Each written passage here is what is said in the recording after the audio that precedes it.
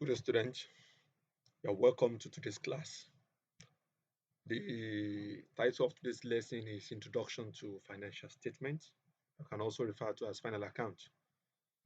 And I'm a tutor, Jami Olakunle Tijani. You're welcome. So let's get started. So structure of today's lesson is as follows. We have to look at the meaning of financial statement first of all. We move on to looking at the importance of financial statement. That is, why do we prepare it? Does it have any relevance at all? Why? So then we look at components of financial statement. And in trying to look at the meaning of financial statement, importance of financial statement and components will be guided by the provisions of International Accounting Standard 1. We'll look at the format of some components of financial statement. Format of some component of financial statement. Then we look at trial balance, end of year adjustment, and financial statement, how these three, how they interface before we now provide summary and we conclude on today's lesson. So get your pen and paper, begin to make your note. Let's get started. These are some of the terms that you typically see words that are typical of financial statement. You can see reliable, you can see account, you can see cash flow, vendor, changes in equity, easy to understand, relevant, understandable, structured, economic, comparable, regulations, liability, etc. etc. So let's get started. So what do financial statements mean? What do financial statements mean? A financial statement is a structured representation that provides us with information relating to number one, the financial position of an entity, number two, financial performance of that same entity. So that whatever information that it provides us with, and then be used by a wide range of users to make good decisions, to make quality decisions, to make informed economic decisions. That is the way IS1, International Accounting Standard 1, refers to it. Don't forget, we can also refer to, though loosely, financial statement as final account. They are structured, they must be structured. The essence of making it structured is to allow for comparability. And you remember that comparability is one of the enhancing qualitative characteristics of an accounting information. So, as provided for in the conceptual framework 2018. So it must, and that's why when we're preparing the financial statement, you always see a format, and a format. That must be format. And it is that format that makes it structured so that if you prepare a component of financial statement here in Nigeria, it will be the same as that which is prepared in the United States. It is with this that we can now compare. Again, it can be looked at as a product of management stewardship of the resources that the owners are vested in them.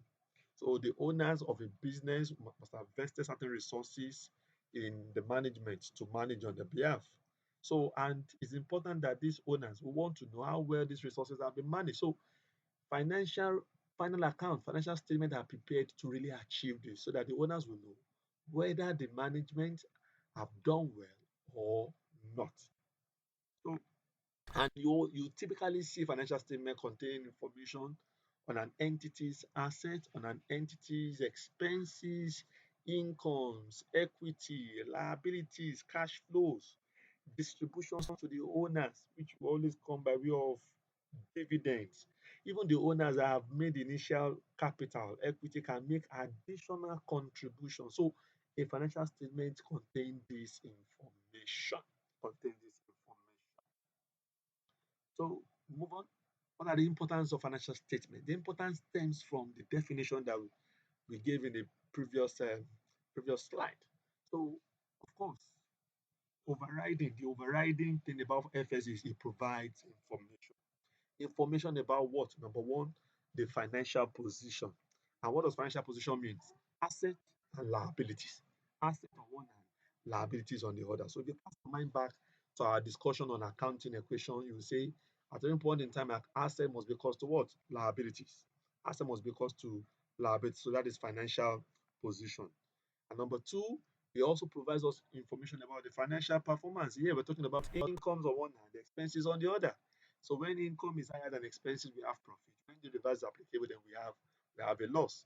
So also embedded in financial performance, the concept of gains and losses, the concept of gains and losses. So all of this help us determine whether a business has made profit and a business has made what?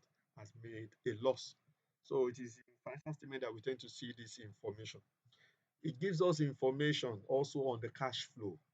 Now, the end result of financial performance is that you will see profit at the end of the day. Profit. And profit does not translate to cash. It doesn't translate to cash. So a business might have made a profit of 100 million. Now, it may not have the exact 100 million naira cash. And cash is the life wire of every organization. So without cash, you can't do anything. So you'll be surprised that a business that has a profit of 100 million may struggle to even provide a cash of 1 million. So this tells you that, oh, there is probably something bad that this organization is doing. How could you have made a profit of 100 million and the only thing you can provide us with is a cash of 1 million, of 2 million. So, and that's a sign that the account is being withdrawn. It's a sign that what we refer to as earnings management is happening. It's a sign that there is what we call accounting engineering. So to take profit to a level that probably ought not to be because you have manipulated transactions that do not faithfully represent what had actually happened. So that is why we need information on cash flow so we can compare with profit, know whether you're actually doing this or not. And when this information are provided, the users make use of them to make what? Informed economic decision. So components of financial statement. You see number one, statement of financial position that gives us information about an entity's assets and liabilities, So number two, statement of comprehensive income. Statement of comprehensive income is what we used to call profit and loss account. Now is now called statement of comprehensive income in line with IS1. So he has some other terminologies. Some people refer to it as statement of profit or loss. It can be called income statement. It can be called statement of profit or loss. Profit or loss. So, but whatever term that you have used, the content of that statement must reflect appropriately that title. So, number three, we have statement of changes in equity. What is equity? Equity is loosely at this level. Let's take it to be the capital of a business. So if you contributed 1 million in starting a business and the business makes a profit of 500,000, now your capital has gone up to how much? 1.5 million. So it's important for us to have a separate statement that will be able to track the net worth of the business. So what we call shareholders fund. What and what is making it go up? What and what is making it come down? Because at the end of the day, the owners, these people that have made this capital available are the owners of the business. They want to know how their investment is actually faring. So, of course, cash is important. That is why there's a separate statement for it. Statement of cash flows that have to be prepared. So, and if you look at this image, it really captures these four components. But essentially, in accordance with IS1, we have about six of them. But on this page, we have four, and this four is captured by this image. So you will see financial statements, you see it here, you see statement of comprehensive income, statement of changes in equity, statement of cash flow, and statement of financial position. So quickly move on to other components. We have notes to the account, what we call notes to the account. And this notes to the account provides us with additional information on what you have in the first statement that we have discussed earlier. So additional so that when you look at those figures, you'll be able to have fuller information to enhance comprehensibility, to ensure understandability of this information. So the essence of this notes is that we don't want the face of the FS, the face of statement of financial position, the face of statement of comprehensive income to be unwieldy, to be littered with detailed information, a lot of information that ordinarily can be taken elsewhere and reference made to it, copious references made to them. And when you see a note to the account, it contains two things primarily. Number one, it contains significant accounting policy, so as highlighted, and other explanatory information. Of course, you cannot prepare financial statement without letting us know the accounting policy that you have adopted in preparing same. So, and the last one, sixth one, is a statement of additional statement of financial position that you have to prepare when any of these three situations arise. Number one, when you are trying to apply an accounting policy retrospectively, you are trying to apply it retrospectively, you are going back to apply an accounting policy, then you need this statement. So where there is no, if you are not applying accounting policy retrospectively, then there is no need for this additional component. Or where you are making a retrospective restatement, you are adjusting a figure that had earlier been presented, then you need this statement. Or you are trying to reclassify, then you also need this statement. But where any of these three situations do not arise, then there is no need for this additional statement of financial position. So we have six of them, six components of financial statement. Please don't don't don't forget that. So quickly, I move on to the format. How does the statement of profit or loss look like? How does it look like? So number one, you see the statement this way. You have it must have a title, Bear Yusuf International PLC. That is the owner of that's the reporting entity. Then another line for the statement that it relates to, statement of profit or loss. And the third one for the year ended 31st December 2019. It can be for the period ended, can be for the month, it can be for the quarter, it can be. It's important for you to delineate properly the period that the statement of profit or loss is prepared for. And number one item you see there is revenue. After revenue, you have your cost of sales, then you have gross profit. So after which you have other income, administrative expenses, down to total comprehensive income. And so next to the particulars are the notes. So if I have additional information on revenue, what and what make up revenue, so that you understand that figure, so I can appreciate that that figure didn't just jump from heaven, then I'm telling you that, oh, go and see note one. Go and see note one. Then there you see the breakdown of that revenue. So you can see that the format is in two forms, 2019 and 2018. For 2019, 2018, the essence of this is to allow for comparability so that I can look at where we were in terms of the revenue achieved last year and where are we in terms of revenue for this current year. So that on a glance, I can say, oh, okay, how have you fared between last year and now? So that is a statement of profit or loss. So the second one is a statement of financial position. A statement of financial position is divided into two parts. You have the asset on one hand, equity and liabilities on the other. So you have your asset broken into two, non-current asset and current asset. So the two must be added to give us our total asset.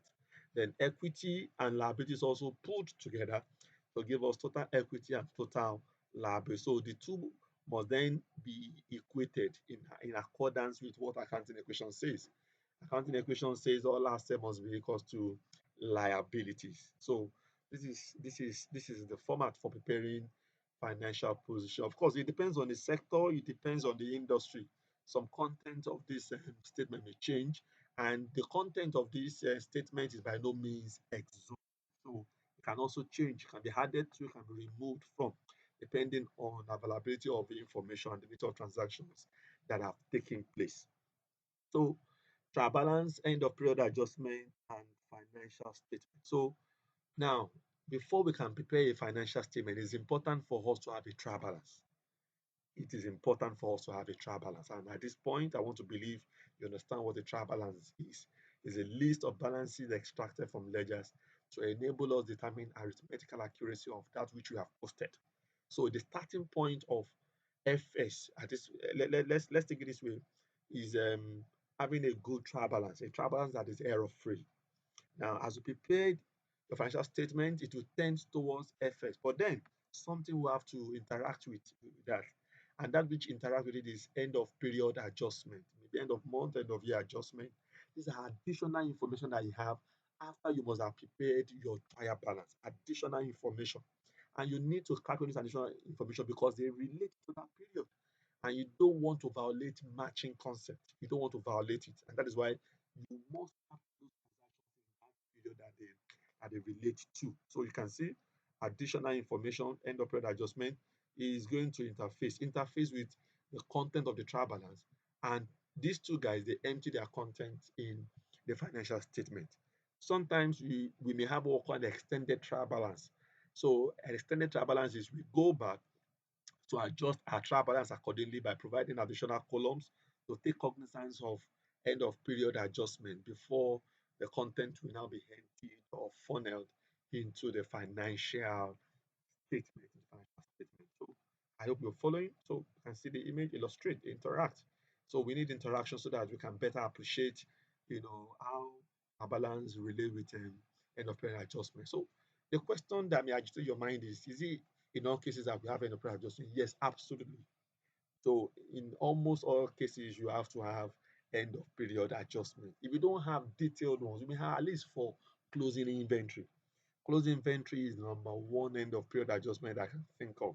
I don't think there's any business that can do without it. So, of course, you may capture you may have captured there's a possibility that you capture that closing inventory in your trial balance. But when you do that, you no longer have opening inventory, you no longer have purchases in the trial balance. So what you will likely have there will now be cost of sales. So because you have adjusted for that closing inventory. So before you now empty, the content of trial balance into financial statement. So no financial statement can be prepared without these two components, trial balance and end of period adjustment. So let's provide a summary to today's class. So we said, and you will recall that we said financial statements are structured representation of financial position of an entity, financial performance of an entity, cash flow position of an entity, geared, designed to provide users with information that are useful, information that are comparable, information that are understandable, information that faithfully represent the transactions that actually took place in that entity, information that are verifiable, information that are produced on timely basis, so that these users can make informed decision, economic decision. And it has several components, six of them, six basically in accordance with as provided for by S1. We have the statement of cash flow, statement of profit or loss. Oops, oh, there's an error somewhere there. So loss is LOSS.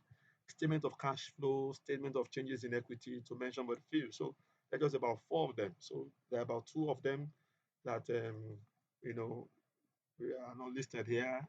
So in the subsequent lesson, we will learn about end of period adjustment. And so your understanding of you know trial balance that we've discussed in our previous lessons with end of period adjustment will enable us prepare at least for a sole proprietorship business as a starting point, a good and a decent financial statement. I hope you've had a remarkable time in class. Thank you for watching.